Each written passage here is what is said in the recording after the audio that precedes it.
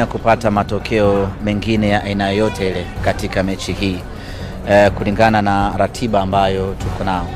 Njia pekee ya sisi kucheza vizuri katika mchezo huu, labda kama wachezaji wetu wangekuwa wanatumia mashini ya umeme, au tungekuwa tunawachaji pengine ili wapate nguvu upya. Lakini kimiili ya kibinadamu walichokifanya leo wachezaji wetu wamejitahidi pakubwa sana.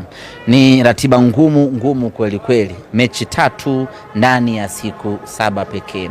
Na ni mechi 3 ambapo ndani yake kuna mechi ya fainali ya CAF. Top class mechi umecheza, baada hapo napumzika siku 2, mechi nyingine, siku 2, mechi nyingine. Na mechi zote 3 zimepigwa katika miji tofauti. Maana hakukuwa na namna nyingine Tobi.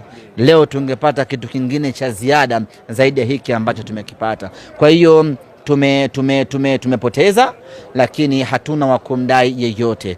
Sio wachezaji, sio benchi la ufundi, wamefanya kila wanachoweza kufanya.